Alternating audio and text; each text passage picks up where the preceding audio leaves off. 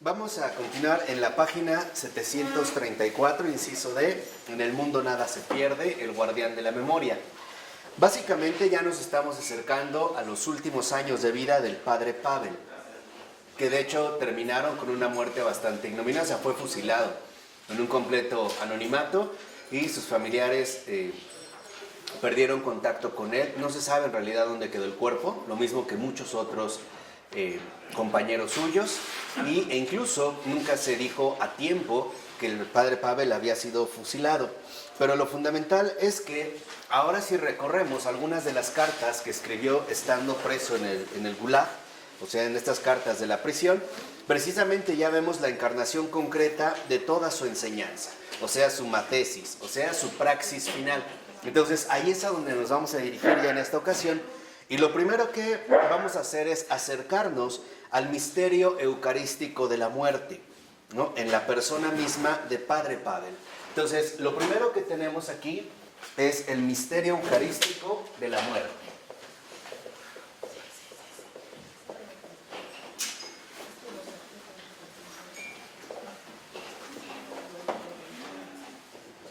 El cual está precisamente contenido en la vida misma del padre Pavel, sobre todo en su persona completa y, ante todo, vuelvo a repetir, en el fin de su existencia. Entonces, lo primero que podemos ver es que desde el momento en el que el padre Pavel es arrestado, a partir de ahí podemos decir que concluyó la vida y comenzó la hagiografía. O sea, en ese sentido, no olvidemos que la hagiografía es este género literario que relata los hechos de los santos. Ahora, estos hechos de los santos no necesariamente tienen que ser los hechos más prodigiosos o sobresalientes, o sea, como hechos milagrosos, vamos a decirlo así, a los que estamos acostumbrados, sino que más bien la geografía se concentra ante todo en la integridad de una vida que encarna el sentido en sus detalles cotidianos. Entonces, a partir de aquí, precisamente a partir del arresto del padre Pavel, comienza entonces la biografía. ¿Y por qué? Porque el padre Pavel lo que siempre buscó fue el sentido, ¿no? O sea, finalmente encontrar el sentido profundo de las cosas. Entonces, en este misterio eucarístico de la muerte, lo primero que nosotros vamos a tratar de ir captando es el sentido, ¿no? Ya en unas clases anteriores hablamos de lo que es justamente el sentido. Entonces, lo que él busca precisamente en su reflexión filosófica, en su vida personal, es la encarnación del sentido. Y para ello, lo primero que él realizó es huir de lo meramente casual. O sea, el apartarse de las nociones como meros datos, ¿no? O sea, como si la vida estuviera en ese sentido únicamente dada a partir de hechos brutos, ¿no? De datos, sin ningún tipo de sentido profundo. Pero también se buscó alejarse o superar una postura meramente abstracta, meramente racional, es decir, no encarnada en la realidad concreta. Entonces, para el padre Pavel, este sentido tenía que ir dirigido finalmente o asumido a partir de la realidad concreta y no a partir de una cierta idea abstracta que nos dejaría a nosotros de alguna manera privados precisamente de este sentido. En pocas palabras, podemos decir que ya hacia los últimos años de la vida del padre Pavel, él busca superar nuestra condición tanto empírica, basada en los hechos experimentables u observables, de los que también tenemos alcance, y de las posturas meramente racionalistas que formularían teorías. De tal manera que para el padre Pavel, lo empírico y lo racional no agotan el sentido. ¿Por qué? Por la simple razón de que cuando hablamos del sentido, estamos hablando de la dimensión espiritual de la realidad. Pero esta dimensión espiritual, que en efecto está contenida en el sentido, no es algo que está fuera de la misma realidad, sino que está presente en la realidad concreta sin quedar agotada o limitada por esta misma realidad, que es lo que nosotros también insistimos cuando hablábamos del símbolo. Entonces dice el padre Pavel, la Iglesia niega el significado espiritual de un pensamiento que no se apoye sobre una concreta experiencia, que fundamente el carácter metafísico de la vida y la vitalidad de la metafísica. Entonces, para el padre Pavel, la Iglesia en este sentido, en efecto, reposa sobre todo en una concreta experiencia. No es una mera teoría o una mera legislación. También, como ya lo hemos visto a lo largo de todas estas sesiones, no se trata de asumir en la iglesia una especie de moralismo, ¿no?, adecuado o correcto, sino que se trata más bien de alcanzar una concreta experiencia. Y esto es lo fundamental. El sentido aparece como una concreta experiencia. ¿Y cuál será esta concreta experiencia? La encarnación del sentido. La encarnación del sentido, entonces, podemos decir, podría ser también mencionado como la cristianización, o sea, la santidad.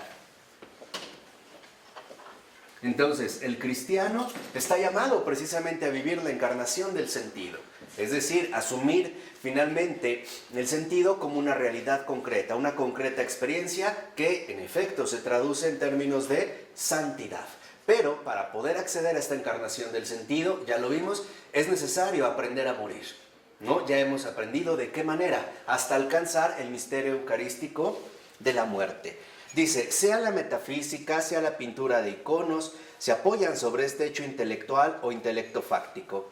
En la revelación de lo alto no existe nada que sea simplemente dado, que no esté compenetrado por un significado, como no existe tampoco nada que sea abstractamente edificante, sino que todo es significado encarnado y visibilidad inteligible, fundada sobre esta revelación. O sea, la metafísica cristiana no pierde nunca concreción. Y esto es algo fundamental que no podemos olvidar. Cuando hablamos de la realidad cristiana, siempre estamos hablando de una realidad concreta. Y en este sentido, el cristianismo, en efecto, es una encarnación del sentido. Es una concreta experiencia que para nada atenta contra nuestra propia realidad total, ¿no? Porque a veces es muy sencillo, y hoy en día creo que ese es uno de los graves problemas que tenemos, que asumimos un cristianismo desencarnado. ¿Qué es un cristianismo desencarnado? Un cristianismo que no está plenamente consciente del mundo en el cual está viviendo. Y esto no permite de ninguna manera que alcancemos una concreta experiencia cristiana. Hoy somos bastante ingenuos. ¿Por qué? Porque a veces predicamos un cristianismo que no es acorde con el mundo en el cual se vive. Esa es una. Y dos, somos bastante ignorantes porque no tenemos aplicación precisamente en profundizar cada vez más en el sentido que encierra la creación entera. Entonces, lo primero que tenemos que ver es que el cristianismo o el cristiano no solo sabe de quién es, sino que también conoce perfectamente bien el mundo en el cual vive.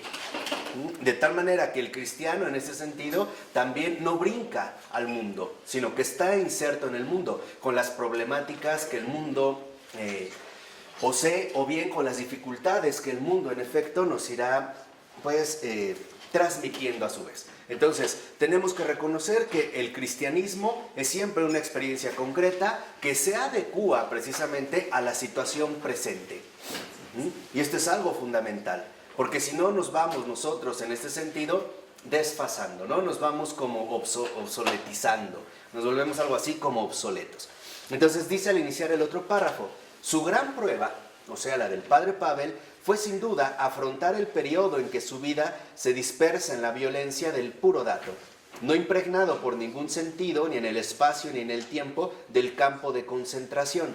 Entonces, ¿con qué sentido puede ser iluminada sobre todo su muerte? ¿Por qué? Porque en efecto la gran prueba para el padre Pavel es su vivencia en el campo de concentración ruso, en el Gulag, sin ningún tipo, vamos a decirlo así, de sentido profundo.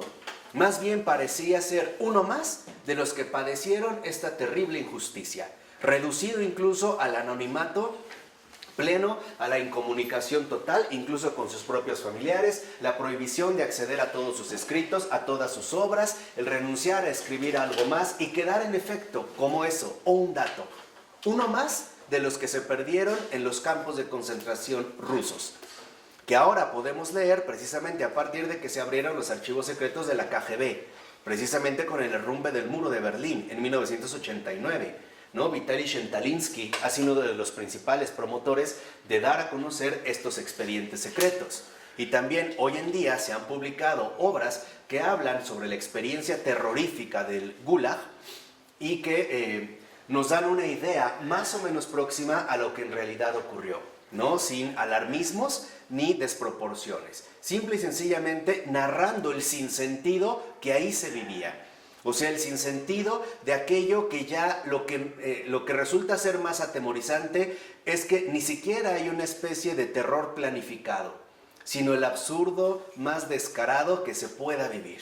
O sea, la vida totalmente carente de sentido. Yo nada más aquí les voy a recomendar a dos autores. Varlam Shamalov, que él va a escribir también una obra muy importante que se llama Los relatos de Kolimá, donde él no da ninguna teoría, simplemente es como un registro de lo que ocurre en estas situaciones verdaderamente absurdas, carentes totalmente de sentido. Y otra, por supuesto, Alexander Solzhenitsyn, con su obra Archipiélago Gulag.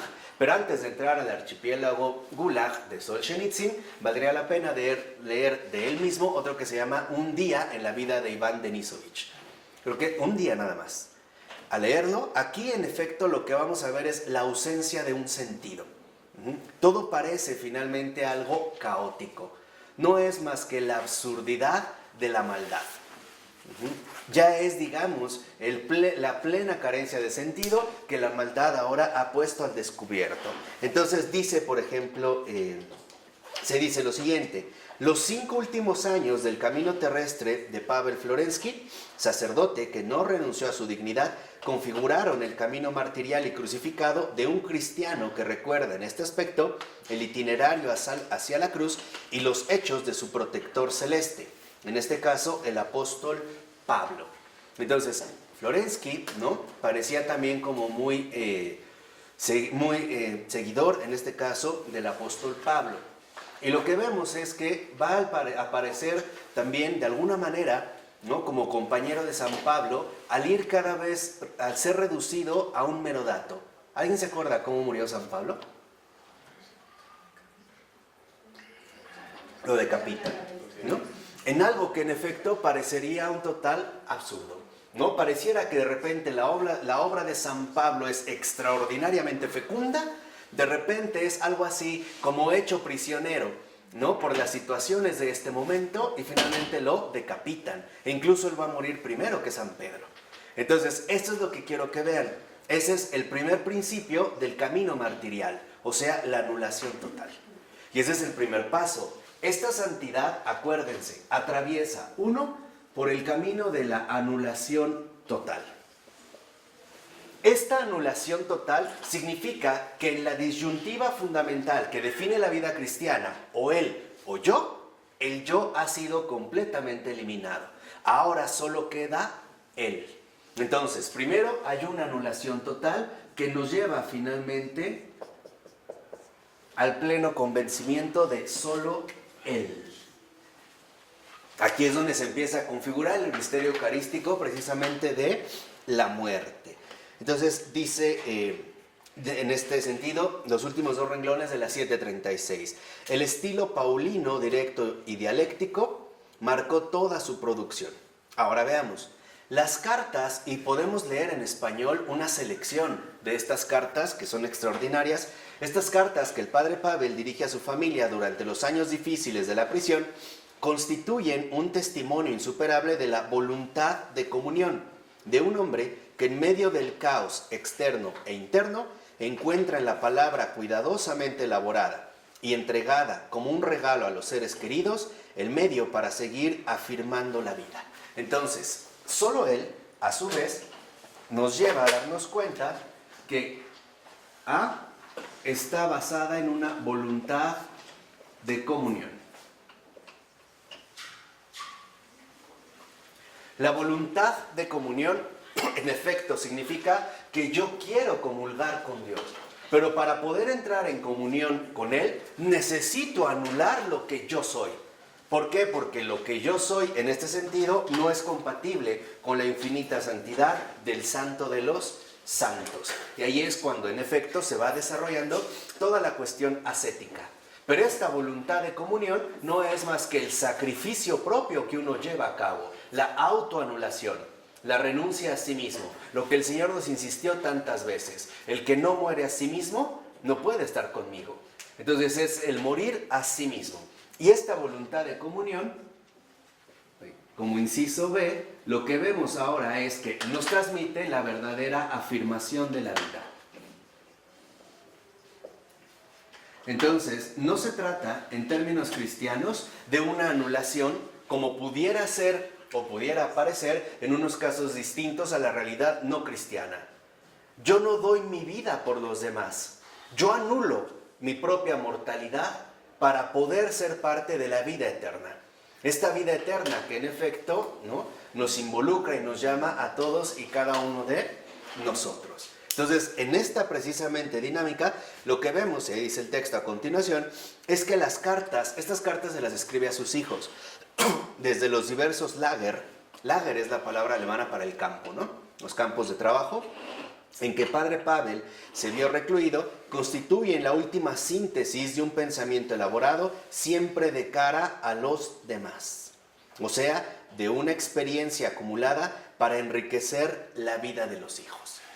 Entonces, lo que vemos es que en esta santidad aparece la anulación total, la ascética, ¿no?, la experiencia de muerte que tenemos que ir aprendiendo, o sea, acabar con todos nuestros desapegos, por ejemplo, ¿no?, para acceder al solo Él como el punto central que involucra una voluntad de comunión, una afirmación de la vida y por lo tanto buscamos un verdadero enriquecimiento. ¿Cuál es el verdadero enriquecimiento que se va a obtener a partir de este gesto?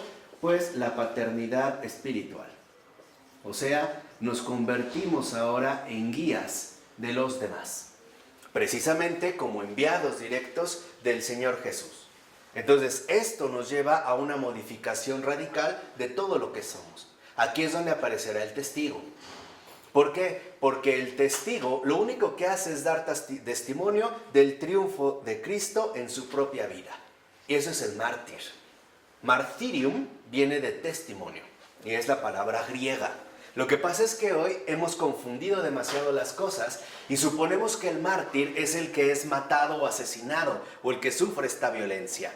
Hay martirios mucho más fuertes que el mero martirio físico. Por ejemplo, los martirios silenciosos de renunciar a la voluntad propia.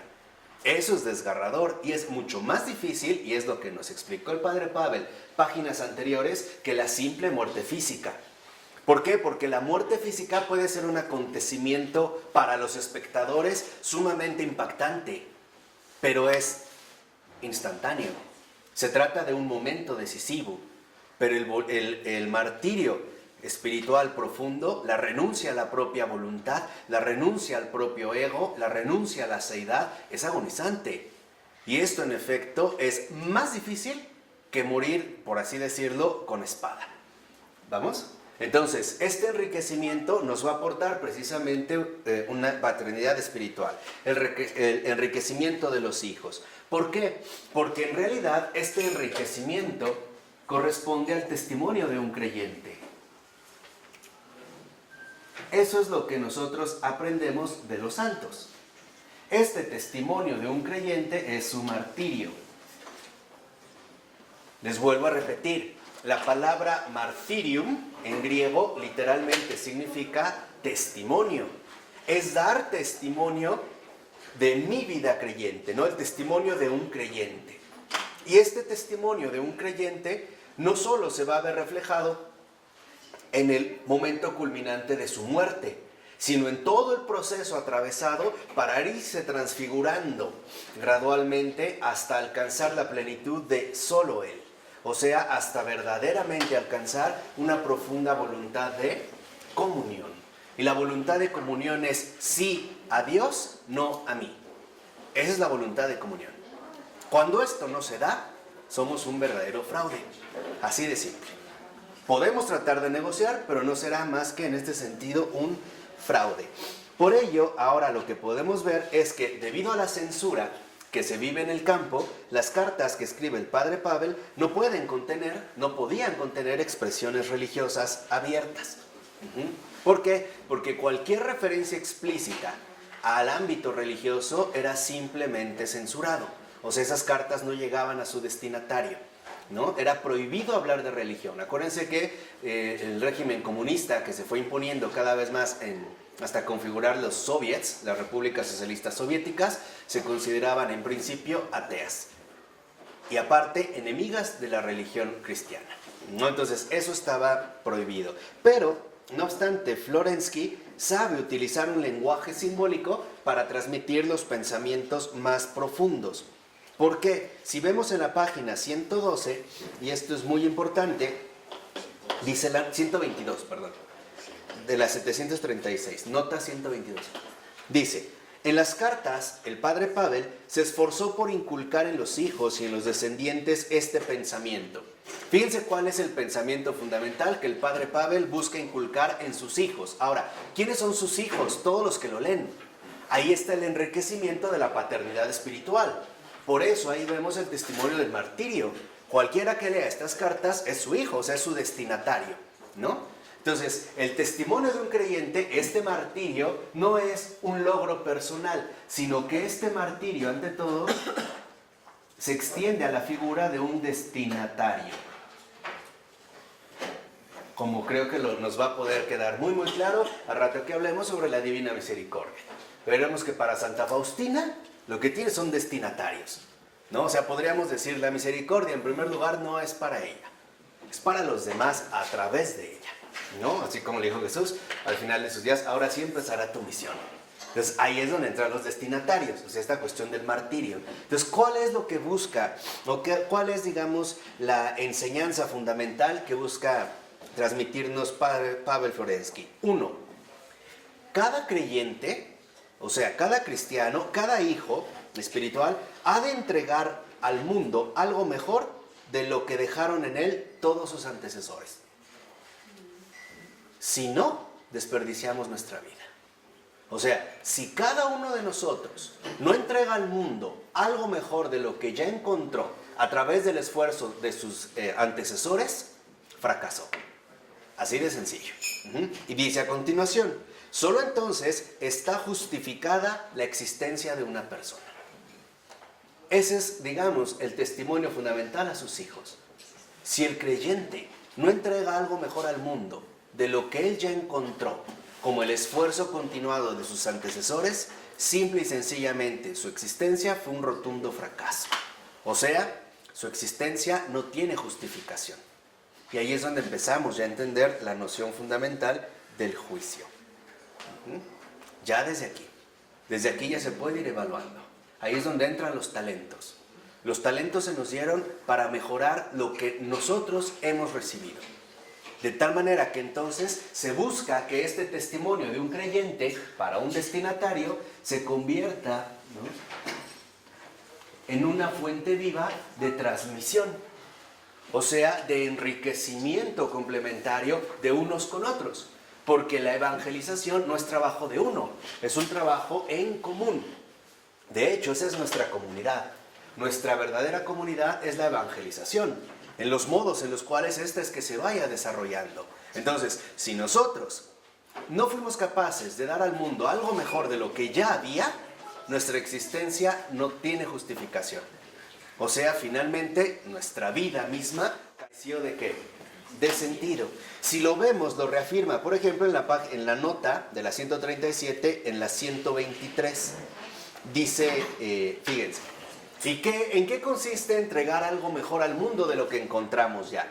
Dice el propio Florensky: lo más importante que os pido es que os acordéis del Señor y caminéis ante Él. Entonces, para entregar algo mejor al mundo de lo que ya hay, lo que tenemos que hacer es conservar la memoria divina. O sea, acordarnos del Señor. Ese sería, en este caso, el primer paso. Dice: con esto he expresado todo lo que tengo que decir. Fíjense, toda la obra de Florensky, que es impactante, impresionante, y aquí no hemos visto ni un cuarto de su obra total, él la resume en esto: que os acordéis del Señor y caminéis ante Él. O sea, ¿qué quiere decir esto? Que pongamos a Dios en primer lugar en nuestras vidas, en todo. Eso es lo fundamental. Podríamos decir en este sentido, que ya lo vamos culminando, que en efecto si a mí me dijeran que tratara de reducir la filosofía del padre Pavel, podría decir es la filosofía del solo él. A partir de asumir las dificultades agónicas, tremendas, combatientes, que esto implica. O sea, la anulación de la aceidad. Entonces, en esta filosofía del solo él que elabora el padre Pavel, esta transmisión es no olvidar, y ahí es donde entra la memoria, que lo primero que tenemos que hacer es poner al Señor en primer lugar en nuestras vidas. Segunda, caminar delante de Él. O sea, finalmente en este sentido, ¿no? Caminar ante Él. ¿Qué quiere decir? ¿Qué quiere decir caminar ante Él? ¿Qué nos quiere decir el padre Pavel cuando nos dice que se acordéis del Señor y caminar ante Él? Que vivamos a la luz de la vida y la verdad. Y para esto, lo primero que hay que hacer es anular la mentira. Se los vuelvo a repetir, la mentira es inaceptable en la vida de un cristiano. La mentira no tiene justificación, de ninguna manera. Entonces, lo primero es atreverse a caminar ante Él, a la luz de la vida y de la verdad. Porque todo el que miente no viene de la verdad. Así de sencillo, y es tiniebla. Entonces, caminar ante Él es tener el valor de caminar siempre a la luz de la vida y de la verdad. Y dice Florensky, todo lo demás no son más que detalles o bien cosas secundarias. Pero esto en particular, que os acordéis del Señor y caminéis ante Él, no lo olvides nunca. Todo lo demás, olvídalo. Olvídate de la aceidad, olvídate de las antinomias, olvídate de la razón crucificada, del culto, olvídate de todo. Olvídate del padre Pavel, pero de esto no lo olvides nunca. Que te acuerdes de caminar siempre ante el Señor y que te acordéis del Señor. O sea, finalmente tenerlo presente a Él como lo primero. Él es primero. Todo lo demás encontrará su lugar. Y el Señor nos lo dijo claramente. Quien ama, por ejemplo, más a su padre o a su madre, a su hijo, a su hija, a su esposa, no es digno de mí. ¿Y por qué? ¿Por qué el Señor ahí parece ser tan claro? ¿Por qué no es en este sentido digno de mí? Porque ese no es el testimonio de un creyente. Por eso. Sería de un seguidor, pero no de un creyente. Porque el creyente, en efecto, lo que va a hacer es vivir esto y no lo va a poder evitar. Pero recordar que en este martirio no solo se trata de que Él muere, se trata de que abre las vías para un destinatario. Y ahí es donde se continúa precisamente la transmisión. O sea, el fluir continuo y vivo de la gracia que salva a todos los hombres. ¿De acuerdo? Por ello, dice la 737 en el segundo párrafo, 4 renglones de que inició. En este sentido, podemos decir, los años de prisión recapitulan la vida y la obra enteras del padre Pavel, y el acto que concluye su vida es la voluntad, extendida durante todo este tiempo, de seguir entregando la palabra en el diálogo cordial, culminando así su vocación de granitel, o sea, guardián de la memoria para las generaciones futuras. Entonces, aquí, en efecto, el padre Pavel va a abrir también una nueva veta de espiritualidad para estos tiempos. Ser guardianes de la memoria divina. ¿Para qué? ¿Para qué ser guardianes de la memoria divina? Para el bien de las generaciones futuras. En pocas palabras, el padre Pavel, en este sentido, es un gran fundador de una gran espiritualidad. Los guardianes de la memoria divina. Aquellos que lo único que hacen es recordarle a las generaciones futuras lo único importante, que Dios sea lo primero. Y siempre caminar ante Dios, a la luz de la vida y de la verdad. A partir de este paso de padre Pavel, en efecto se empieza a configurar y cada vez más con mayor claridad todo un ejército, ¿no? Que marcha en este sentido por el mismo terreno, por el mismo camino. Entonces, ser este guardián significa que hoy en día debemos de darnos cuenta de algo fundamental, y es lo que les decía, ahí es cuando a veces somos ingenuos o no entendemos el porqué del obrar de la iglesia, o sea, de la realidad de Dios en el mundo. Porque hoy una de las cosas que está más afectada en la realidad humana es precisamente la memoria. ¿Por qué la memoria? Por dos razones muy concretas. La primera, por el uso indiscriminado de todas las alternativas tecnológicas. En pocas palabras, nuestra memoria ya no se ejercita. Nuestra memoria ha sido desplazada a un software, por utilizar esta palabra, externo, en el cual pareciera ser que ahora nosotros descargamos la responsabilidad de asumir este ejercicio de memoria. El ejemplo más común es el teléfono celular o el móvil. Cualquiera de nosotros en promedio traerá de 30 a 50 teléfonos guardados, pero no se sabe más de 2. Muchos ni siquiera el suyo. De tal manera que si se les pierde el telefonito, se les acabó el mundo. O si entra en colapso su computadora y perdieron sus archivos, se les acabó absolutamente todo. Ese es el primer punto. Y el segundo, porque no entendemos o somos ciegos, por eso les decía, hay que leer bien los signos de los tiempos, no entendemos el bombardeo que lleva finalmente a doblegar nuestra memoria. Ejemplo muy sencillo. La cantidad de información que podemos recibir en un día nos abruma y por lo tanto ni siquiera tenemos tiempo de alcanzar a configurar un verdadero conocimiento sólido. De hecho, las informaciones que hoy recibimos tienen 2 características fundamentales. Primera, impacto máximo. Ejemplo, explotó una bomba en Japón. ¡Pum! Nos impactó. Pero el siguiente ingrediente es obsolencia inmediata. Que así como te impactó, así se te ¿qué? Se te olvide. Pasó. Entonces, justo por la pérdida de la memoria es que aparece este gran guardián llamado Pavel Florensky. Por eso, en efecto, Pavel Florensky es el gran defensor de la memoria y sobre todo de la memoria divina. De la memoria que lo único que hace es recordarnos que lo primero es Dios. Y esto hasta lo vemos, por ejemplo, en los mandamientos, ¿no? El más grande de todos, amarás a Dios sobre todas las cosas. Si esto no se da, todo lo demás es falso. Todo lo demás es falso. ¿Por qué? Porque si tú no amas a Dios, entonces no eres capaz de amar como se debe al prójimo. Y lo único que le estás dando es una verdadera parodia. Por eso la gente se decepciona tanto entre sí. Porque esperamos más del amor y lo único con lo que nos encontramos es con, finalmente, ¿no?, situaciones que nos llevan a sentir un vacío e incluso una profunda decepción. Hoy por ello vemos por eso tal cantidad de divorcios, tal cantidad de conflictos, reproches, separaciones, guerras, etcétera, etcétera, etcétera. ¿Por qué? Porque olvidamos que lo primero que en efecto no podemos dejar de lado es a Dios mismo. Y ese es el primer elemento del gran testimonio de Pavel Florensky. El ser guardián de la memoria divina para las generaciones futuras. Nosotros ya vimos cómo en el mundo contemporáneo, heredero del mundo moderno, las cosas se invirtieron, ¿no? La estructura esencial de la vida es primero él, o sea Dios, después tú, el prójimo, al último yo. Hoy vivimos justamente al revés. Primero yo, en mi individualismo, después tú, si es que me convienes, si puedo sacar algún provecho, si obtengo algo de ti, y al último él, o sea Dios. Pero Dios como un artículo de lujo. Ejemplo, voy a misa cuando me nace, o cuando se me antoja, o para quedar bien en unas relaciones sociales. Pero en realidad no me interesa, ¿no? Lo tengo como un adorno.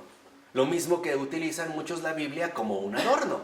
La tienen en casa, pero nunca la hojean, ¿no? O tienen imágenes con las que nunca realmente entablan una relación viva. O llenan su casa de crucifijos. Lo mismo que si la llenaran de ratoneras, ¿no? Igual, un objeto más, ¿no? Sin entender la comunión a la que esto nos está invitando. Por ello, lo que vemos al iniciar el otro párrafo es: escribir es posible, decía Florensky, sobre aquello que ha sido experimentado y vivido. Y ahí está donde entra otro aspecto fundamental. Escribir, dice el padre Pavel Florensky, es posible sobre aquello que ha sido experimentado y vivido. Ahora, esta escritura no necesariamente significa que es una escritura literal. Es una narrativa de vida. Acuérdense también cuando hablamos de la narración. Entonces, para nosotros, esta transmisión será en efecto una narrativa de vida. Y esta narrativa de vida es la que irá confeccionando cada vez más el testimonio profundo hacia el cual los demás se verán beneficiados o bien también se verán privados, si es que no hacemos las cosas bien. O si es que no hacemos las cosas en ese sentido, bien hechas. Por eso les decía que debemos de entender muy bien que el martirio no solo significa la muerte física. Ante todo, el verdadero martirio es la muerte espiritual, que ya hablamos de esa. Y el propio Pavel Florensky reconoció que es la más dura de todas. Alcanzar esta verdadera muerte espiritual. ¿En qué consiste la verdadera muerte espiritual? La anulación completa del yo. Aquí tenemos a la experta en Santa Faustina, si no ella me puede corregir, pero Santa Faustina decía que en realidad todo consiste en hacer la voluntad de Dios. Todo lo demás, milagros, bilocaciones, eran meros adornos. Eso era irrelevante. Y miren que Santa lo dice, que sí hacía ya milagros en vida. Entonces, eso es irrelevante. Lo único fundamental es estar en comunión con la voluntad de Dios. Todo lo demás no importa, ¿no? Se pueden dar milagros o no, pero no es, en último término, lo central. Dice, en este sentido, ¿no?, decía Florensky, en el periodo de suma tesis, o sea, de su desarrollo, incluyendo ya los tonos trágicos del misterio de la praxis, para acceder al cual, después de haber crecido, es necesario sufrir muchísimo. Y acuérdense, en ningún momento el Padre Pavel nos dijo que íbamos a poder escapar a este sufrimiento. No, decía, para crecer hay que sufrir. Para crecer mucho hay que sufrir muchísimo. Ahora, este sufrimiento no es el sufrimiento habitual que nosotros pensamos. Es el sufrimiento metafísico. El darme cuenta cómo se va desmoronando cada vez mi propia postura individual, mi ego. Cómo se va quebrantando. Y esto duele, porque el Señor no obra con una varita mágica, tal como nos lo quiso transmitir Harry Potter y sus películas. No, el Señor no utiliza su varita. No. El trabajo que hace el Señor es auténtico y sí duele. Y todos estamos llamados a ir en este crecimiento. Por ejemplo, ¿no es bastante a veces desgarrador frenar la lengua para no insultar a otra persona? Y no solo externamente, interiormente. Porque cuánta gente lo único que hace es cerrar la boca, pero por dentro se desboca, ¿no? Y habla y destruye, pero realmente anularse a sí mismo, créanme que ese sí es un verdadero sufrimiento. Dice, solo al final del camino de una vida, o en su momento cumbre, teniendo a las espaldas una obra realizada, es posible conocer el propio lugar en el mundo, o sea, intuir el sentido de la propia existencia. Entonces, lo que vemos aquí es que solo al final podremos más o menos intuir el sentido de la propia existencia. O sea, cuando en ese momento culminante, cuando en ese momento cumbre, nos planteen una pregunta de lo alto. ¿Qué hiciste? ¿Qué hiciste? ¿Qué has hecho? Todos tendremos que responder, No crean que es tan sencillo. Decir, pásale, te esperaba, ahí está tu salón VIP, tal y como lo pediste. ¿Te gusta el terciopelo, no? Pásale, te forramos los sillones. No, yo les decía, Dios no es en ese sentido un juego, sino que involucra y que nosotros reconozcamos también la exigencia que esto conlleva, ¿no? La exigencia precisamente del ser cristiano. Entonces vean, por ejemplo, si nos vamos a la página 738, en la nota 127, unos 6, 7 renglones de que inició, dice el texto, para que vean cómo habla de esta libertad espiritual. En el año 1934 le escribe una carta a su hija Olga y le dice Olga, en 1934, en Skoborodino, en uno de los intervalos para la comida, le interrogué sobre los padres espirituales, pidiéndole quién me podía aconsejar para mi camino. Fíjense, le dice, bueno, ¿quién me puede aconsejar para mi camino? Él me dijo, fíjense, vean lo que dice el Padre Padre. Dice, esta es una época tan tremenda que uno ha de responder de sí mismo. Y eso es lo que yo les decía. Vivimos en una época tan tremenda que uno ha de responder incluso por sí mismo. ¿Por qué? Porque no tenemos realmente estos extraordinarios directores espirituales. Y se los dije, no los tenemos por dos razones. Porque no hay un verdadero compromiso con Jesús y dos, porque no oramos para que los haya. Porque tampoco nos interesa. Simple y sencillamente la razón es muy sencilla. Porque las almas no nos interesan. No estamos involucrados con el anhelo fundamental del corazón de Jesús. Lo único que nos interesa es nuestra propia reputación, nuestros propios intereses, el cumplimiento de mis sueños. Pero simple y sencillamente, ¿no?, las otras almas no nos importan. Y entonces dice Olga, ¿por qué has dejado de ser sacerdote? O sea, al haber sido recluido, ¿no?, al haber entrado al campo. Y le dice, él se sintió como sacudido por un temblor y me respondió que en primer lugar no había renegado nunca de su sacerdocio y de su hábito talar, y que en segundo lugar, durante toda la vida había procurado ejercitar el ministerio sacerdotal, pero que, por el encadenarse de tantas adversidades, no siempre lo había logrado según su propia voluntad. Dice el padre Pavel, yo he comprendido que es solo la escucha de la voz de Dios lo que debo seguir. Entonces, aquí ya vemos todavía un paso más. Ya ni siquiera se va a ver reflejado el seguimiento a Dios en estos momentos extraordinarios, en estos momentos culminantes, en estos momentos cumbres, por el cumplimiento de una determinada voluntad que se manifiesta claramente, sino solamente escuchar la voz de Dios. Es un poco como Moisés. Moisés acompañó al pueblo una vez que salió de Babilonia. ¿Cuánto tiempo? 40 años. Al final vio la tierra prometida, pero no entró. Él no entró. No era su misión. Era conducir y justamente ahí quedarse en el qué, en el umbral. En pocas palabras, ¿por qué me detuve en esta cita? Para que vean incluso cómo aquí es ya tal el martirio, el testimonio de un creyente, ¿no?, que asume, que encarna el propio Pavel Florensky, que ya ni siquiera puede hacer la voluntad de Dios como a él le hubiera gustado. Por ejemplo, ejerciendo el sacerdocio, que era algo que en realidad amaba profundamente. Al final de sus días ni eso podía hacer. Imagínense lo que resultó o el sufrimiento para el padre Pavel. Por eso dice, ¿no?, en estos momentos tan terribles, ni siquiera, ¿no?, puedo tener la seguridad de hacer la voluntad de Dios como yo quisiera. Lo único que puedo hacer es escuchar la voz de Dios. ¿Qué quiere decir? Vivir completamente la fe. O sea, el testimonio de un creyente es la pura fidelidad.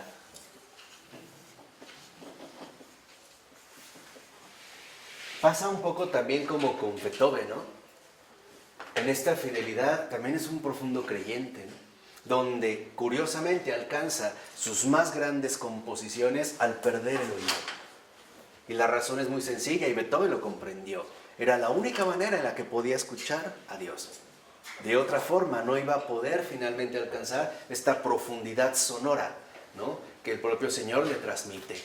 Por eso para Beethoven, y esto es algo extraordinario, el músico, decía, es el que está más cerca de Dios, porque el músico es justamente el que permite hablarle con claridad a las almas, conectar a las almas precisamente, ¿no?, transmitiendo lo que Dios tiene que decir. Pero para ello tuvo que perder el oído, y para Beethoven no crean que fue una gran alegría, fue un martirio también. O sea, fue renunciar a sí mismo. Imagínense en el momento de estrenar, ¿no?, en Viena, la 9ª Sinfonía, después de 10 años, 11 años de no haber presentado nada y que todos lo consideraban ya un perro muerto, y al momento de terminar toda, ¿no?, la gente que se había congregado se levantó a aplaudir y Beethoven se quedó así viendo a la orquesta, ¿no? Ya no escuchaba ni siquiera eso. Tuvo que ir su asistente a voltearlo para que él viera lo que estaba ocurriendo. Entonces, aquí es donde vemos este aspecto central.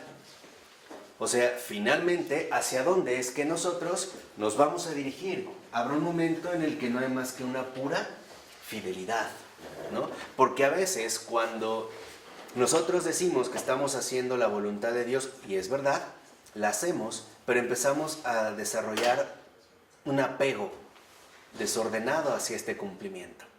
O sea, me siento ya como muy cómodo haciendo lo que hago.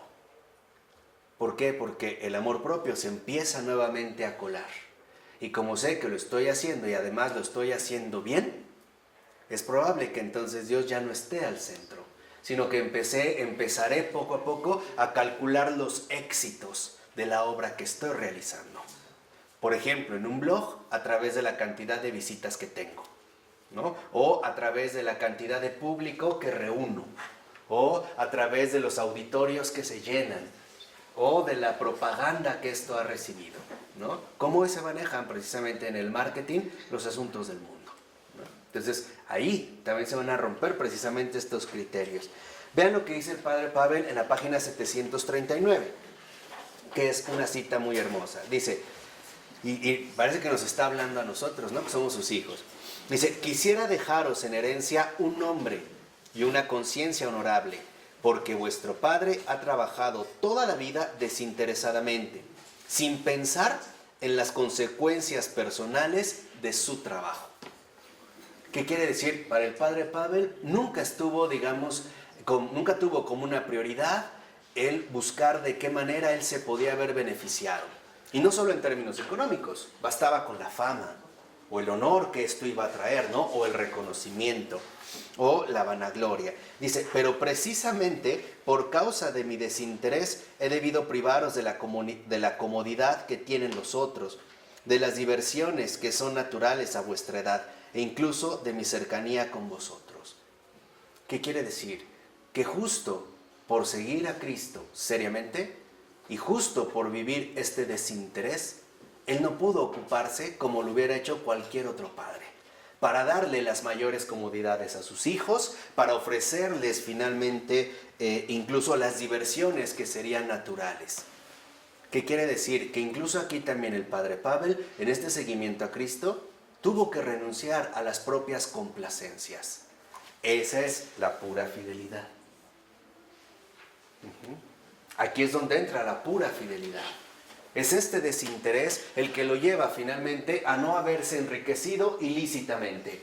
Porque padre Pavel pudo haber renegado de su condición cristiana y de sacerdote y volverse de manera bastante sencilla, aunque bastante embustera, un miembro muy sobresaliente del Soviet. Y hubiera vivido muy bien, pero a costa de traicionar la verdad. Y aquí es donde padre Pavel dijo, no. Ahí es ya donde desde el principio el padre Pavel se opone. Dice, en estos momentos me entristece el que de todos mis sufrimientos vosotros hoy no saquéis ningún provecho. No recibáis ni siquiera lo que recibe la mayoría de los muchachos, incluso si sus padres han vivido para sí mismos. Es este desinterés pleno el que ha motivado al padre Pavel que incluso en estos últimos años de su vida no tenga absolutamente nada que ofrecer a sus propios ¿qué? Hijos, ¿no? Dice a continuación, mi única esperanza es que todo lo que ha sido realizado se conserve. De alguna manera desconocida para mí, espero, recibiréis al final una compensación por todo aquello de lo que los he privado, queridos míos. En pocas palabras, esta pura fidelidad también lleva al padre Pavel a reconocer que justo por este seguimiento ha tenido que privar a los demás, especialmente a sus hijos, de aquello que usualmente nosotros creeríamos lo más importante, ¿no? Sobre todo el sustento, la compañía, etc. Dice, pero que al final se les compensará. ¿Qué quiere decir? Que incluso esta compensación ya Florensky no la asume como algo que a él le toca, sino que la deja en manos ¿qué? De Dios. Aquí es donde vemos este paso finalmente también a seguir. Recuerdo también una vez, en una anécdota con el padre Pío, que lo fue a ver su papá y le dijo, préstame dinero. Y dijo, no tengo. Oye, pero si tu papá, no tengo dinero. Y aquí es donde vemos, o sea, ¿en dónde es que nosotros estamos colocando nuestro testimonio? ¿Qué es lo que estamos dando? Porque aquí hay hoy en día, en los días contemporáneos, hay una especie de eclipse extraño. Eclipsamos la manifestación de Dios con nuestro propio protagonismo. Porque lo que damos es lo que está a nuestro alcance, no lo que seríamos incapaces de ofrecer a los demás. O sea, el testimonio de Dios vivo. Podemos ser grandes personas, buenísimas personas, pero eso no es comparable con ser cristiano. ¿Por qué? Porque el ser cristiano no da lo suyo, da lo que ha recibido de Dios. Y esa es la gran diferencia. Esta es la gran diferencia entre una vida auténticamente cristiana y una vida de un una persona meramente religiosa. Entonces, ¿en dónde es que está colocado nuestro corazón? ¿Cuáles son nuestras preocupaciones? A veces quizá esto nos llevará a no podernos dar ciertos lujos que creeríamos normales, y de hecho son normales. Pero acuérdense que Dios no es un normal cualquiera. Basta verlo en el sagrario para que vean, díganme si no está verdaderamente loco. En este sentido, rebasar nuestros moldes usuales. Dice a continuación, si no fuese por vosotros, callaría. Lo peor que me ha tocado en suerte es la interrupción del trabajo y prácticamente la destrucción de la experiencia de toda una vida, que solo ahora ha llegado a su madurez y podría dar verdaderos frutos. Fíjense, en el momento en el que en efecto Florensky reconoce que ha llegado a su mejor momento, o sea, lo que escribió no estuvo en su mejor momento, ahora estaría en su mejor momento, ya no puede trabajar, ya no puede escribir, ya no puede ofrecer absolutamente ¿qué? Nada más. Y esto es para que algo quede claro. Solo Él. ¿Sí lo ven? ¿Sí va quedando claro este nivel? ¿No? Dice, de todo esto no me lamentaría siquiera si no fuese por vosotros. ¿Por qué? Insiste, no me quejaría si no fuese por ustedes, por mis hijos. Porque el padre Pavel en este momento sabe que sus hijos no están preparados para comprender algo así. Aún no han crecido lo suficiente en términos humanos y espirituales como para comprender algo así. Dice, si la sociedad no tiene necesidad de los frutos del trabajo de toda mi vida, que se prive de ellos. Entonces, si no los quiere tomar en cuenta la sociedad, no importa. Pero el problema es quién resulta más castigado, yo o la sociedad. ¿Por qué? Por el hecho de que no doy todo aquello que podría dar. El padre Pavel sabe que en estas alturas de su vida él podría dar todavía muchísimo que más, pero ya no puede. ¿Cómo? Ya no le está permitido. ¿Puedes explicar esto? ¿Sí? O sea, el padre Pavel finalmente sabe que en este momento de su vida, que ha alcanzado su auténtica madurez, podría dar todavía muchísimo más. Más, o sea, él ya alcanzó un nivel tanto intelectual, espiritual, emocional, que podría dar todavía obras infinitamente mayores de lo que ha hecho. Pero el Señor ya no se lo permite. O sea, en pocas palabras, es como saber que a lo largo de toda una vida nos hemos convertido en los nadadores más expertos del mundo. E incluso podríamos inventar un nuevo estilo de nado y estamos frente al mar, pero no se nos permite arrojarlos. Pero ahí está. Ya está todo. Ahí es para que vean, ese es el martirio, ¿eh? Ahí empieza el martirio. Es para que vean que no es nada más de la noche a la mañana, vente, vamos a fusilar, ok, ya me morí. No es así. Lleva todo un proceso muchísimo más complejo. Pero el tema dice, en el mundo nada se pierde. Sí. O sea, Aquí dice, y sin embargo, me pesa no poderos comunicar mi experiencia. O sea, ¿ustedes creen también que el padre Pavel no sufría precisamente por esta limitación?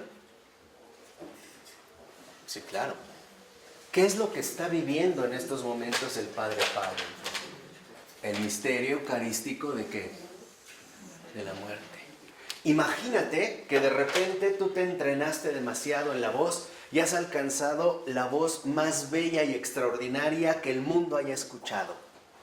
Y de repente no se te permite ni siquiera decir una palabra.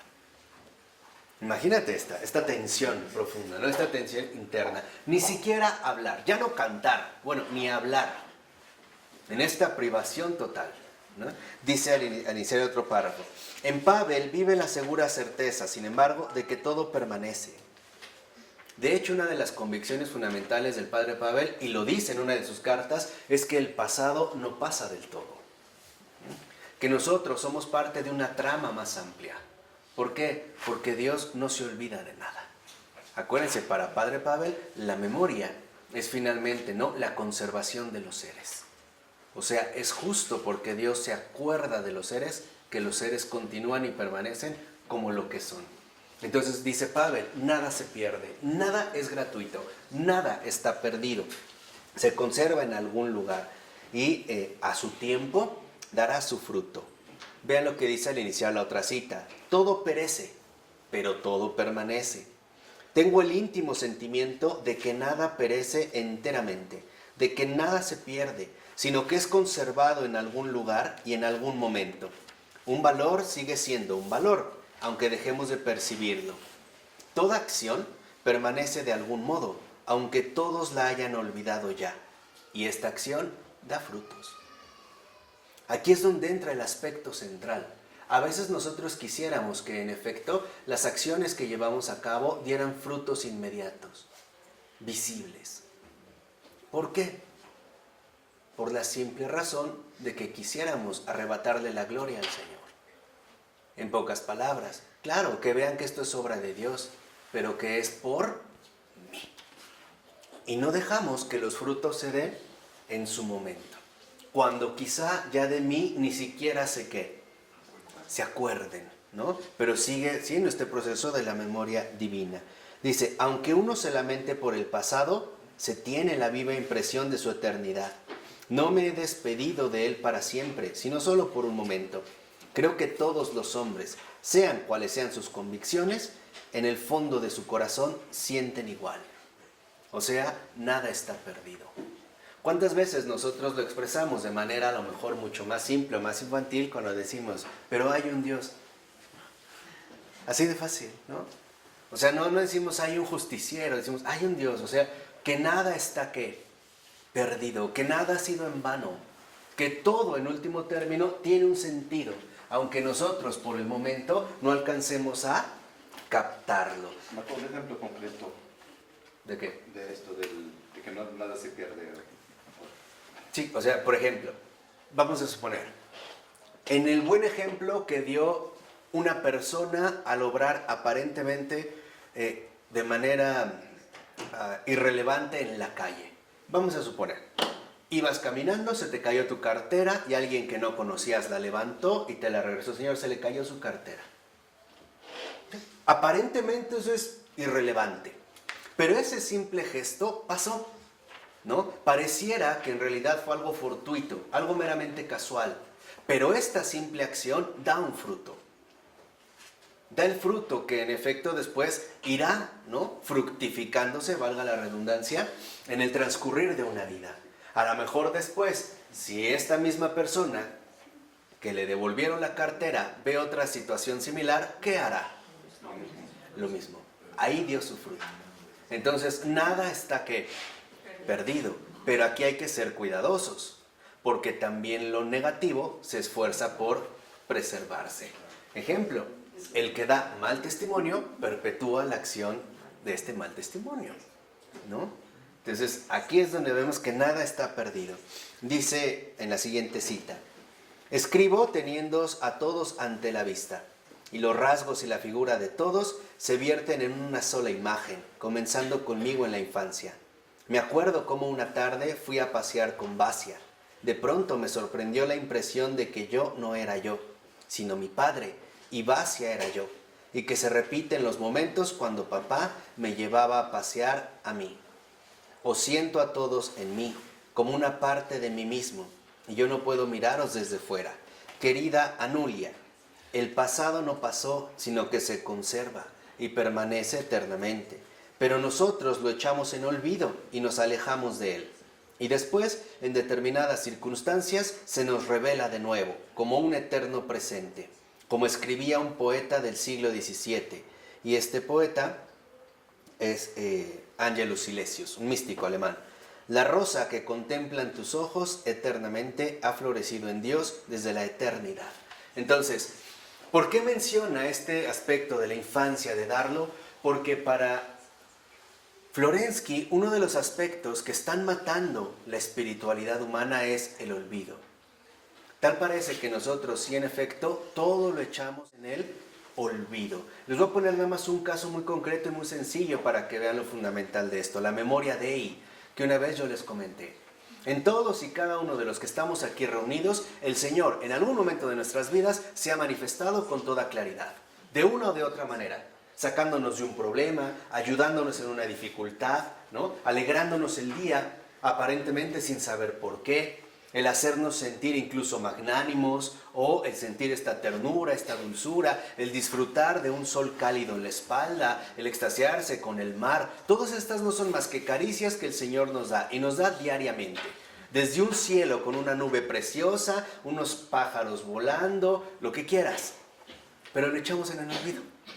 Y entonces, ¿qué sucede cuando viene el momento de la desolación? O sea, de las dificultades. Dios no me ama. Dios me ha abandonado. Carajo, ¿qué no te recordó que está contigo antes? Esto no es porque Dios te olvidó. Es porque tú echaste al olvido todo lo que Él te dio. ¿Por qué? Si Él te manifestó tu amor antes, ¿por qué te va a traicionar ahora? Si Él no es fiel. Sí. Pero ¿por qué incurrimos en estas dificultades? Porque despreciamos la memoria. Si nosotros realmente tuviéramos presente, acordaos del Señor, ¿no nos dijo eso Florensky? Si realmente tuviéramos presente el recuerdo del Señor y cómo se ha manifestado en mi vida, ¿no viviría alegre, contento y feliz? ¿O no? Sí, pero lo echamos ¿al qué? Al olvido. Simple y sencillamente, ¿no? Lo dejamos que se vaya. Y después en otra situación pareciera que otra vez nos vuelve a tocar como este pasado, que nosotros ya dábamos por perdido. ¿No? Vuelve como a su mujer. Ay, sí, cierto, por algo te acordaste. Oye, sí, ya no me acordaba, ¿eh?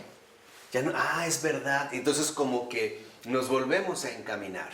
Entonces, por eso para Florensky la memoria es fundamental.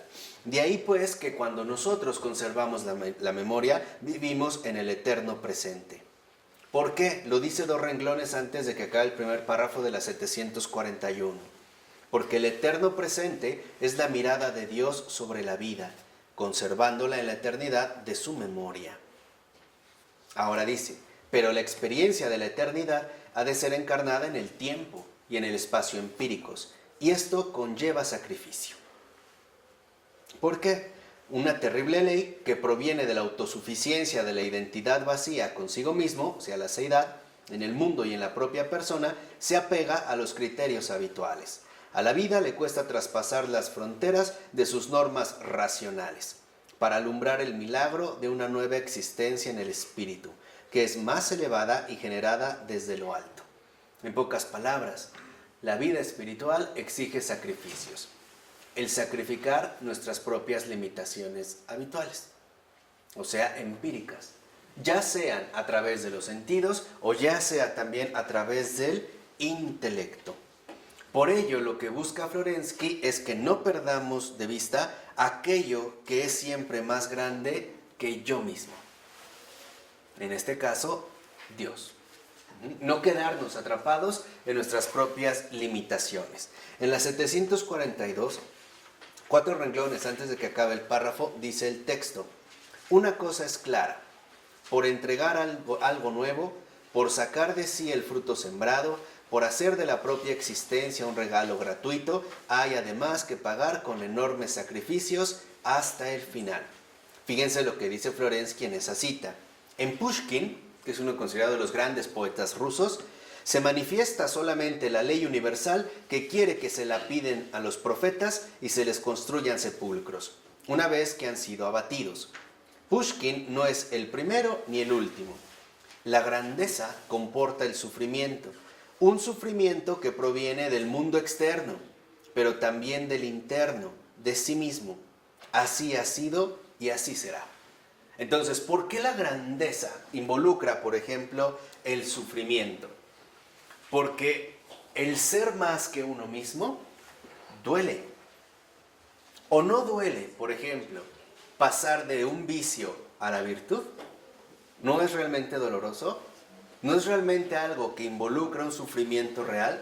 Y no obstante nos hace crecer, ¿no? Entonces, en esta pura fidelidad, uno empieza a convertirse en más grande que uno mismo.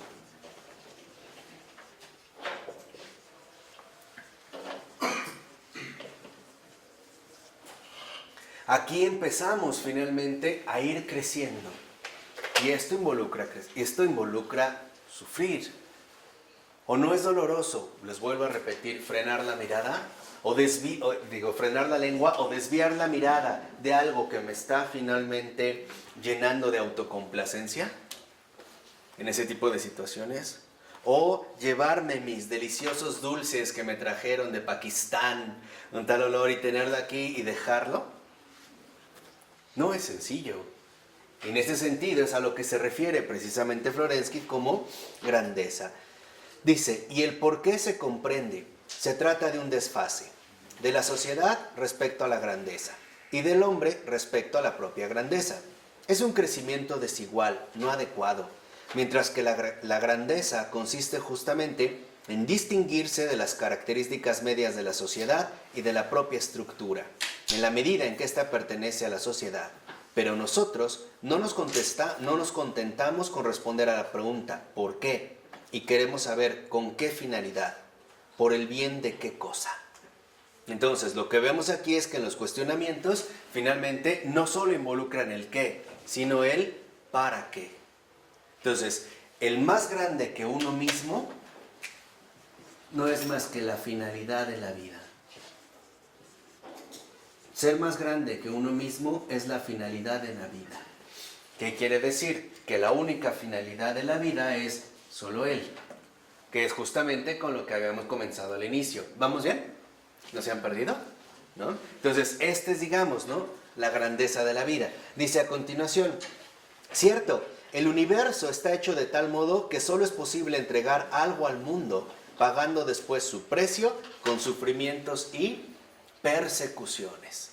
Hoy, en el mundo contemporáneo, los que quieren ser más grande que sí mismos, alcanzando una finalidad plena de la vida, ¿no son terriblemente perseguidos? ¿Y no lo han sido a lo largo de todos los tiempos? ¿Qué hay de aquellos hombres que, creyentes o no, buscan la justicia en el mundo? ¿Cómo les va? ¿Qué hay de aquel joven que ingresó a la universidad con sueños románticos de ser el justiciero del mundo?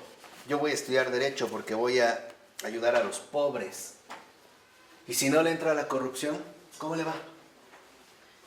¿Qué hay de aquel que quiere estudiar comunicaciones, pero no está dispuesto a ser partícipe de esta mentira sistemática que día a día se va programando? ¿Cómo le va? Bueno, vayámonos más sencillo. ¿Cómo le va a esta muchachita que no acepta tener relaciones con el novio hasta el momento del matrimonio? Díganme si no va a sufrir. Díganme si no incluso no va a sufrir un verdadero rechazo, una incomprensión y cualquier tipo de astucia para que finalmente renuncie a la búsqueda de esta grandeza, diciéndole, ay, eso ya pasó, estamos en otros tiempos, eso ya no es importante, mira, nos amamos, nos queremos, somos muy open mind. O sea, finalmente no somos un mundo que parece invitarnos cada día a la decadencia. ¿O no? ¿Qué hay de aquel que antes se ponía muy borracho y ahora no prueba una copa y se encuentra a los antiguos amigos? ¿Cómo le va? ¿No viene también un reclamo? ¿No parece que el mundo nos invita finalmente a no seguir la grandeza? ¿A no ser más que uno mismo? ¿O no? Creo que es claro lo que he dicho, ¿no? ¿No? En todo este sentido hacia el que vamos. Y dice, cuanto más desinteresado es el don, más crueles serán las persecuciones y tremendos los sufrimientos. Esa es la ley de la vida, su axioma fundamental. Interiormente se acepta como una ley irrevocable y general, pero cuando nos confrontamos con la realidad del caso singular, nos quedamos perplejos como si fuese una cosa nueva e inesperada. Y no obstante, se es bien consciente de que es injusto querer rechazar esta ley para sustituirla con la serena esperanza del hombre que produce un don para la humanidad. Un don que para pagarlo no bastarán ni los monumentos, ni los panegíricos póstumos, o los honores, ni el dinero en vida. Pero por el don de la grandeza, por el contrario, hay que pagar con la propia sangre. Entonces, esta finalidad de la vida, la grandeza, tiene un precio. Y este precio es la sangre. O sea, finalmente, ¿no?, ser, en este sentido, aniquilado. Aniquilado por la sociedad que precisamente nos rodea. ¿A cuántos periodistas no han matado por tratar de vivir esta grandeza? O al menos hacerlo en el intento. ¿O no? ¿Cuántos muchachos, incluso que ni siquiera conocemos? ¿Cuántos muchachos también no son destruidos a través del bullying por intentar encarnar esta finalidad de la vida? el don de la grandeza, porque esta grandeza no es un ímpetu humano, es un don. Acuérdense, yo nada más ya estoy resumiendo porque ya estamos acabando el texto, pero acuérdense que el padre Pavel Florensky nos dijo, si tú ves bien las cosas te darás cuenta de algo central, tú no eres así, tú no fuiste llamado a esto, se te dio un don de ¿qué? De grandeza. Pero hoy en día también se nos ha hecho muy cómodo decir que como el mundo es corrupto, pues nosotros también vamos a ser corruptos. Como la gente miente, nosotros también vamos a mentir. Y en último término, ¿por qué? Porque somos del mundo, no de Cristo. Porque no estamos dispuestos a derramar la sangre. ¿Qué quiere decir? No estamos dispuestos a dar la vida por la verdad y la justicia. En pocas palabras, porque somos cómplices del miedo y por lo tanto de la mediocridad que nos impide dar testimonio de este don de grandeza. Y como diría el santo cura de Ars, por ese maldito respeto humano que hace que tantos hombres se pierdan. ¿Cuántas veces tenemos la necesidad de manifestar este don de grandeza, pero por quedar bien con los demás me quedo callado? O digo que sí a algo que sé perfectamente bien que es no. O al revés, digo no cuando en realidad sé perfectamente bien que es sí. Porque algo es un hecho.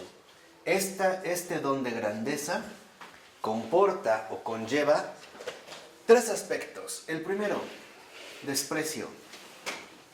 El segundo, burla. Y el tercero, cuando se manifiesta este don de grandeza, el desprecio, la burla y el desprestigio. Y eso no nos gusta, nos aterra. Ay, no, es que estaba mal, pero bueno, pues es que yo mejor no dije nada, no me meto. Yo respeto, es cobardía. Pues somos una cultura de la cobardía. Ah, pero para que no se oiga feo, mejor le llamamos tolerancia. No es que soy tolerante, cada quien su vida, ¿no? Cada quien que se coma la mierda que quiera, ¿no? Está bien, ¿no? Su vida, si es lo que decide, está bien. No. Por eso les decía, por eso el Señor nos animó, no tengan miedo, ánimo, no tengan miedo. Yo he vencido al mundo. Y ahí es donde se juega precisamente esta disyuntiva. Dice, por su parte, la sociedad hace de todo para impedir que estos dones les sean regalados. Ninguno de los grandes hombres ha podido nunca dar todo aquello de lo que era capaz. Siempre ha conseguido impedírselo quien estaba a su alrededor. Entonces, lo que vemos es que incluso nuestra sociedad no fomenta el don de la grandeza, sino que más bien procura impedirlo a toda costa. Es decir, el hombre no da realmente todo lo que era capaz. ¿Por qué? Porque los demás no se lo permitieron. Dice a continuación, y si no han llegado a impedírselo con violencias y persecuciones, se han insinuado con adulaciones y con promesas, intentando corromperlo y seducirlo. ¿Y cuántas veces nos sucede así? Por ejemplo, dentro de este desprecio y burla, lo único que entonces vamos a ver son dos cosas. Una, seducción. Si no lo pueden por la fuerza, pues lo van a hacer de manera sutil, a través de la seducción. Y segunda, la corrupción. No, mira, tú tienes el don como de la palabra, tú no deberías de estar perdiendo tu tiempo aquí en este grupito. Mejor vete a dar grandes clases, funda tu secta, haz un grupo enorme, grandísimo, ¿no? Que tenga un impacto majestuoso en la vida de muchas almas, ¿no? Realízalo. O sea, siempre sobresalir. Siempre buscar precisamente sobresalir. Y cuando no se logra interrumpir este don de grandeza con la violencia, se va a hacer a través de la seducción. Dice, ninguno de ellos ha seguido un camino llano, lleno de apoyos y sin obstáculos. A todos les han sido puestos los bastones entre las ruedas, en el intento de frenar su movimiento. Por el contrario, fíjense, los mediocres han prosperado siempre. Esos sí prosperan. Al grado que hoy decimos, cualquiera puede ser presidente. En cualquier país. No crean que eso es solo un caso mexicano. En cualquier país. Ahora cualquiera puede llegar a ser presidente. Cualquiera puede llegar a ser un artista famoso. Una top model.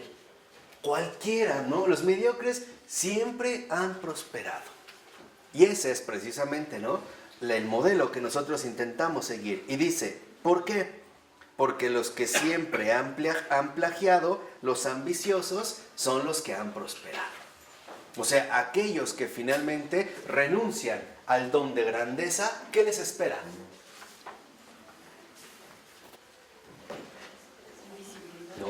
No, justo lo contrario. Grandeza humana. Al que renuncia al don de grandeza, les espera la prosperidad mundana, el reconocimiento del mundo. Entonces, a este joven que tenía sueños extraordinarios de hacer justicia con los pobres, terminó teniendo 3 MK2 Mercedes, ¿cómo? AMG, ¿no? 3 de distintos colores o del mismo color, nada más le cambió el color del volante, ¿no? Para que contrastara con el sol, a la puerta de su casa, porque bueno, pues es que o le entras o le entras. Un mediocre cualquiera. Uno más. Y el presidente no puede ir a misa, por ejemplo. No, porque hay cosas más importantes, ¿no? Son cosas más relevantes. Entonces, aquí es donde nosotros estamos llamados a hacer una determinada evaluación. ¿Qué es lo que realmente buscamos? ¿El reconocimiento de los demás o bien el seguimiento de Cristo? Aquí es donde iría precisamente un criterio fundamental. Y dice, pero esta gente manipula y simula lo que es grande según los gustos y los cálculos egoístas de la sociedad. Entonces, lo que vemos es que a este don de grandeza se le opone el egoísmo. Y la razón es muy sencilla. Porque el don de grandeza consiste en renunciar a mí por algo infinitamente más grande. Tan grande como solo Él es capaz de manifestarlo. O sea, renunciar a mí por Dios, para que sea Él lo primero y lo que realmente se manifiesta. En nuestra sociedad no es así. En nuestra sociedad justamente lo que se busca es que no sea Él el primero, sino que en nuestros cálculos egoístas siempre se busque el reconocimiento. Por eso se habla de la vana gloria. Por eso los mediocres son los que prosperan. ¿Cuántos no obtienen puestos laborales debido a las relaciones sexuales que tienen, implícitas o explícitamente? A veces, para que una persona obtenga un puesto o incluso un ascenso, que hoy en día es más difícil porque las estructuras laborales son bastante inseguras, ¿cuántas cosas no se tienen que hacer? ¿Cuántas humillaciones a veces no hay que soportar para ser un artista reconocido, para ser un artista importante? Por ello, lo último que creo que es importante darse cuenta es el misterio eucarístico de la muerte involucra finalmente vencer el egoísmo. Y este será un proceso que tarde o temprano estamos llamados a atravesar. Lo mejor es irlo aprendiendo ya aquí, y no que todo nos sea arrebatado en el momento menos esperado. Probablemente cuando nos sintamos mucho más seguros. ¿De acuerdo? En nombre del Padre, del Hijo y del Espíritu Santo. Amén.